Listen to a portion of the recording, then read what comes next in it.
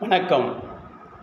நடந்து முடிந்த பாராளுமன்ற தேர்தலில் திராவிட முன்னேற்றக் கழகத்தின் சார்பில் வெற்றி பெற்ற அனைவருக்கும் உழவர் உழைப்பாளர் கட்சியின் சார்பில் நல்வாழ்த்துக்களை தெரிவித்துக் கொள்கிறோம். அது மட்டுமல்ல, இந்திய தேசத்தில் முழுவதும் உள்ள மாநிலங்களிலிருந்து தேர்ந்தெடுக்கப்பட்ட பாராளுமன்ற உறுப்பினர்கள் அனைவருக்கும் நல்வாழ்த்துக்களை தெரிவித்துக் கொள்கிறோம். மத்தியில் மோடி அவர்கள் மீண்டும் ஆட்சி அமைக்கக்கூடும் என எதிர்பார்க்கப்படுகிறது. அறுதி பெரும்பான்மை பெற முடியாவிட்டாலும் தெலுங்கு தேச தலைவர் சந்திரபாபு நாயுடுவுடைய ஆதரவையும் பீகார் முதலமைச்சர் நிதிஷ்குமார் அவர்களுடைய ஆதரவையும் பெற்று ஆட்சி அமைப்பார் என எதிர்பார்க்கப்படுகிறது. அவர்கள் அனைவருக்கும் உழவர் உழைப்பாளர் கட்சியின் சார்பில் நல்வாழ்த்துக்களை தெரிவித்துக் கொள்கிறோம். கடந்த காலங்களில் மத்திய மாநில அரசுகளால் விவசாயிகளாகட்டும் தொழிலாளர்களாகட்டும் ஏழை எளிய மக்களுக்கு எந்த பயனும் ஏற்பட்டு விடவில்லை. விலைவாசி உயர்வு, விவசாயிகளுடைய வாழ்வாதாரம் அழிவு, உழைக்கும் மக்களுக்கு போதிய ஊதியமின்றி தவிப்பு, இவையெல்லாம் நடந்தேறின. இப்பொழுது புதியதாக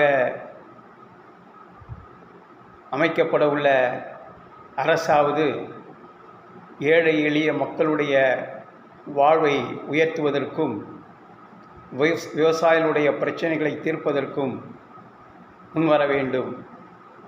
கடந்த காலங்களில் தமிழகத்திலிருந்து தேர்ந்தெடுக்கப்பட்ட பாராளுமன்ற உறுப்பினர்கள் பாராளுமன்றத்தில் கூச்சல் குழப்பங்களை ஏற்படுத்துவதிலே தான் இருந்தார்களே தவிர மக்களுக்கான எந்த விதமான சேவைகளையும் ஆற்றுவதற்கு அவர்கள் பயன்படவில்லை. அதேபோல் மீண்டும் இருக்காமல் அனைத்து மக்களுக்கும் உழைக்கின்ற வகையிலே பாராளுமன்றத்தில் போராட வேண்டும். ஏழை எளிய மக்கள், விவசாயிகள், தொழிலாளருடைய உரிமைகளை காக்கப்பட வேண்டும். அதற்காக செல்கின்றவர்கள் போராட வேண்டும் என்று கேட்டுக்கொள்கிறோம். மத்திய ஆட்சியிலும் கடந்த முறை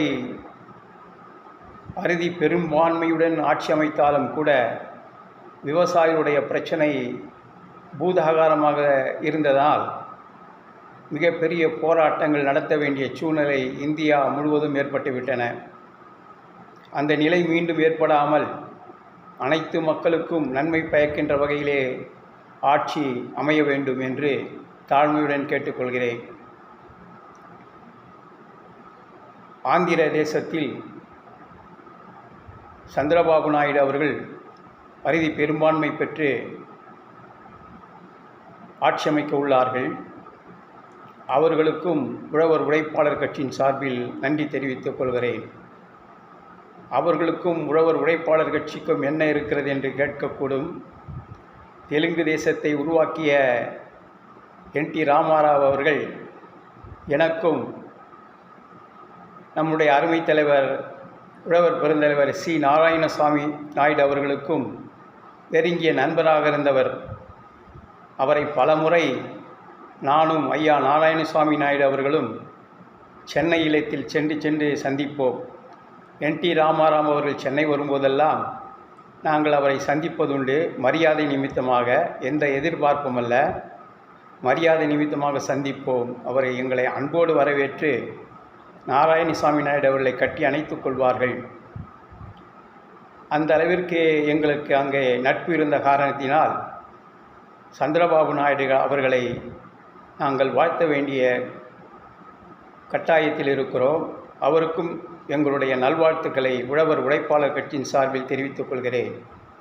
தேர்ந்தெடுக்கப்பட்டிருக்கின்ற அனைத்து உறுப்பினர்களும் மக்கள் பிரச்சனைகளுக்கு மட்டும்தான் குரல் கொடுக்க வேண்டுமே தவிர பாராளுமன்றத்தை முடக்குவது, தேவையற்ற கூச்சல் குழப்பங்களை ஏற்படுத்துவது, இந்த செயல்களில் தயவுசெய்து ஈடுபடாதீர்கள். மக்கள் நலனே சிறந்ததாக எண்ணி செயல்படுங்கள் என கேட்டுக்கொள்கிறேன். தேர்ந்தெடுக்கப்பட்டிருக்கிற அனைத்து உறுப்பினர்களும் அந்தந்த பகுதி மக்களுடைய வாழ்வாதாரங்களை உயர்த்துவதற்கு மட்டும் பாடுபடுங்கள். தேவையற்ற கூச்சல் குழப்பங்கள், பாராளுமன்றத்தை முடக்குவது போன்ற தீய செயல்களில் ஈடுபடாதீர்கள் என்று தாழ்மையுடன் கேட்டுக்கொண்டு நன்றி கூறி விடைபெறுகிறேன். வணக்கம்.